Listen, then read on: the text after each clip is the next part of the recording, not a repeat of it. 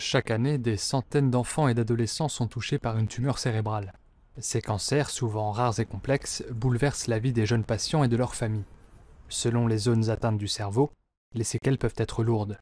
Autant de défis à surmonter une fois les traitements terminés. Il y a effectivement toutes les séquelles finalement qu'on va voir, c'est-à-dire les problèmes à la marche, à la mobilité, l'autonomie, et puis toutes les séquelles qu'on ne voit pas, et notamment il y a toute la partie problèmes visuels. On a dans nos patients beaucoup de tumeurs finalement qui se développent autour des nerfs optiques ou du chiasma, et donc qui engendrent des troubles visuels qui ne sont pas forcément totalement majeur, c'est pas une malvoyance complète, mais des problèmes pour appréhender par exemple la vision de loin ou certains champs de la vision.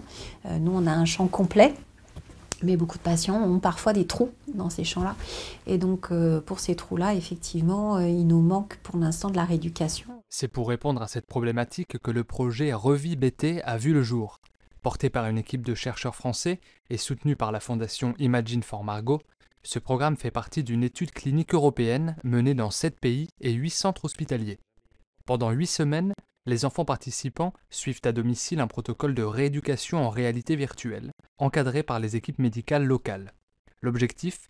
Aider les enfants à retrouver une partie de leur champ visuel grâce à des outils innovants. Nous, l'idée, c'est, en utilisant cette technologie, d'apporter une forme de réhabilitation visuelle, permettant à ces patients qui ont perdu la vision consciente dans la moitié de leur champ de retrouver une perception visuelle. Pour y arriver, les chercheurs misent sur une approche inédite, la stimulation audiovisuelle.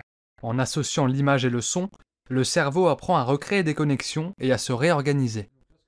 Dans ce casque de réalité virtuelle, ce que vous allez voir, c'est différentes stimulations qui vont vous obliger à suivre des cibles à différentes vitesses, pendant différentes durées, cibles qui sont parfois noyées parmi un environnement qui peut être un environnement de vie réelle, puisqu'on est en réalité virtuelle. Et l'objectif étant pour vous d'essayer de suivre ces cibles qui vont aller de plus en plus vite, avec dans l'espoir pour nous de vous permettre de percevoir plus efficacement les éléments dans votre environnement et en particulier dans le champ visuel aveugle. L'un des atouts du dispositif, c'est sa flexibilité. Les séances peuvent être réalisées à la maison à raison de 10 à 15 minutes tous les 2 jours, avec le casque virtuel, sans perturber la vie scolaire ou familiale. Au-delà de la performance visuelle, ce programme redonne confiance. Marcher seul, jouer, se repérer dans la cour d'école, des gestes simples mais essentiels pour retrouver une vie normale. Quand on leur en parle, ils sont vraiment enthousiastes, c'est-à-dire qu'il y a plein de parents et d'enfants qui sont dans l'attente aussi de cette étude. Je pense que c'est une nouvelle façon d'aborder la rééducation. Ça peut servir effectivement sur la vision, mais aussi sur d'autres déficits. Donc c'est vraiment une première approche indispensable pour rentrer finalement ce type de technologie dans la rééducation des patients. Ce projet marque une nouvelle étape dans la recherche médicale. Une recherche qui place la qualité de vie au cœur de l'innovation.